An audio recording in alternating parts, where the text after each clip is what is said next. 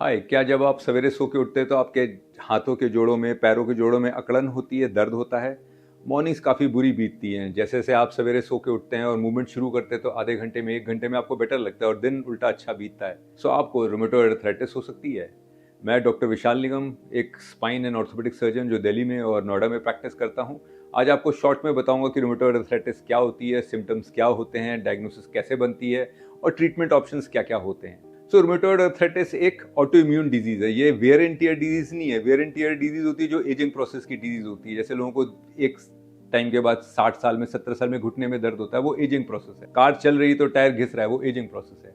But auto immune disease होती है जब हमारी बॉडी हमारी ही दुश्मन हो गई है, हमारी इम्यूनिटी हमारे ही जोड़ों को खराब कर रही है। फॉर एग्जाम्पल, एक इंडियन आर्मी है जो कि बाहर नेबर्स से हमें डिफेंड करने के लिए बनी है, बट अगर वो हमारी जनता को अटैक करने लग जाए तो वो ऑटो इम्यून हो गई। तो इसी तरह से हमारी इम्यूनिटी जो है, जो हमारे को बाहर के कीटाणुओं से रोकने के लिए बनी हुई है, अगर वो हमारे जॉइंट्स को अटैक करने लग जाएगी तो वो ऑटो इम्यून हो गई, माने हमारी शरीर हमारी ही दुश्मन हो गई है।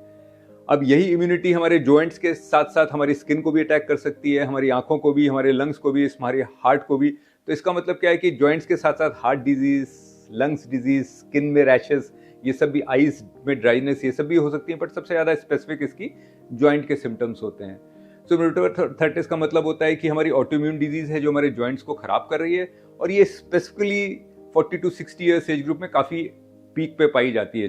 चालू होने को ये काफ़ी अर्ली चालू होती है, कभी कभी लेट भी चालू होती है, बट स्पेसिफिकली सबसे ज़्यादा पीक करती है 40 to 60 एज ग्रुप में।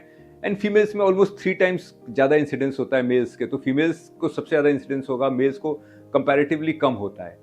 सो इसके स्पेसिफिक सिम्टम्स होते हैं कि पेशेंट्स को कुछ हफ्तों से, ऐसा नहीं कि 2 दिन से 4 दिन से, 2-4 दिन में हमें किसी भी वजह से पेन्स हो सकते हैं जॉइंट्स में, बट स्पेसिफिकली अगर 6 हफ्ते, 2 महीने से ज़्यादा से सिम्टम्स हैं, हमारे अलग अलग जॉइंट्स, हाथ के और पैर के, उनमें सिम्टम्स है, दोनों साइड में सिम्टम्स है, खाली एक साइड में नहीं, दोनों साइड में सिम्टम्स हैं।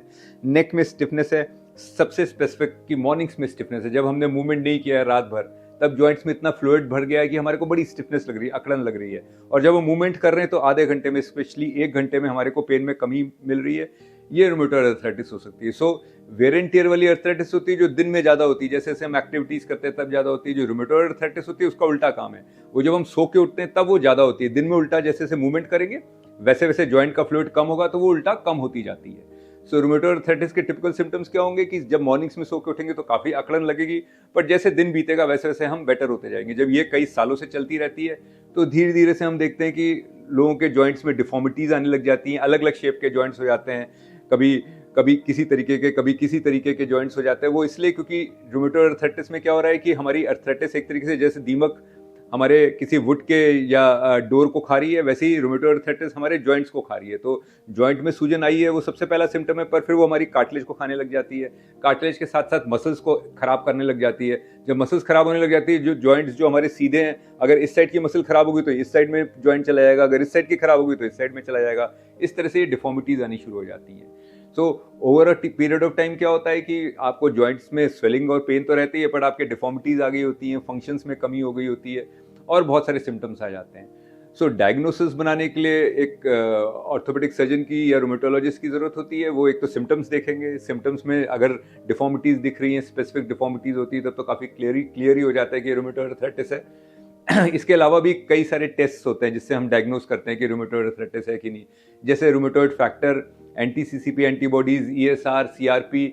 एक्सरेज से हमें पता चलता है कि कितने इरोजन्स हैं। कभी कभी एमआरआईज और अल्ट्रासाउंड्स भी हम करा के देखते हैं। कभी कभी हमें अल्ट्रासाउंड और एमआरआई से भी डायग्नोसिस बनाने की ज़रूरत पड़ सकती है।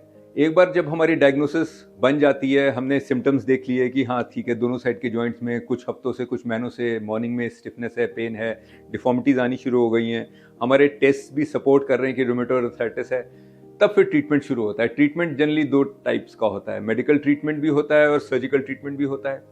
मेडिकल ट्रीटमेंट का मतलब है कि हम दवाइयाँ देते हैं जिससे हम रूमेटॉइड अर्थराइटिस के पेन को कम करते हैं और डिजीज के प्रोग्रेशन को कम करते हैं। और सर्जिकल ट्रीटमेंट का मतलब है कि जो डिफॉर्मिटीज हो गई हैं उनको हम करेक्ट करते हैं, अलग अलग सर्जरीज करके।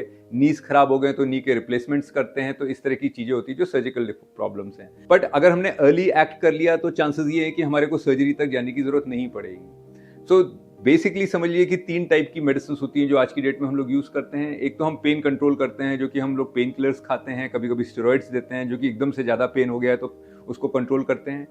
फिर हमारे पास डीएमआरडीज या डिजीज मॉडिफाइंग एजेंट्स होते हैं, जैसे मिथोट्रेक्सेट होती है जो हम लोग हर हफ्ते हफ्ते कई महीनों तक सालों तक खाते रहते हैं। उससे हम डिजीज की एक्टिविटी को कंट्रोल रखते हैं, डिजीज को हम लोग दबा के रखते हैं। और इसके अलावा आजकल नए नए हमारे पास बायोलॉजिक्स हैं, टैबलेट्स हैं, इंजेक्शन हैं, जिनको हम लोग दे सकते हैं, जिनसे भी हम अपनी इम्यूनिटी को कम कर लेते हैं, जिससे कि हमारी जो ऑटो इम्यून प्रॉब्लम है, हमारी बॉडी की इम्यूनिटी है, वो हमारे जॉइंट्स को ना डैमेज करे और हम अपनी लाइफस्टाइल और अपने जॉइंट्स को बेटर करते हैं। तो इस तरीके से हम लोग अगर अर्ली एक्ट कर लें तो हम उस स्टेज तक पहुंचेंगे नहीं कि हमारे हाथ में डिफॉर्मिटीज हो गई हैं, पैर के घुटने खराब हो गए हैं और हमारे को हाथ की सर्जरीज या नी के रिप्लेसमेंट्स की जरूरत पड़ रही है। सो की रूमेटॉइड आर्थराइटिस के ट्रीटमेंट की है एक अर्ली डायग्नोसिस। अगर हमारी अर्ली डायग्नोसिस हो गई है तो चांसेस काफ़ी ज़्यादा हैं कि हमारे को सर्जिकल ऑप्शंस की ज़रूरत होपफुली नहीं पड़ेगी। मेडिसिन अच्छी खासी सेफ मेडिसिन हैं, उनके अपनी प्रॉब्लम्स हैं, लेकिन अगर हम लोग रेगुलरली डॉक्टर को दिखाते रहेंगे तो वो टेस्ट करा के देखते रहते हैं, ब्लड के, LFT, किडनीज के, लिवर के, इन सब के करा के कि हमारे को इन मेडिसिन से कोई प्रॉब्लम्स तो नहीं हो रही। कभी कभी हम मेडिसिन को कम भी कर देते हैं जब सिम्टम्स कम हो गए होते हैं, कभी कभी जब सिम्टम्स एकदम से बढ़ जाते हैं तो हमें मेडिसिन को बढ़ाना भी पड़ता है। But overall over a period of time अगर हम लोग लॉन्ग टर्म उसको मेडिसिन को कंटिन्यू रखें तो हम डिजीज को काफ़ी कंट्रोल कर सकते हैं, हमारी डिफॉर्मिटीज़ और हमारे पेन्स को हम काफ़ी कम कर सकते हैं और हमारे लाइफस्टाइल को हम काफ़ी अच्छा कर सकते हैं। So key to diagnosis, early diagnosis. Thank you.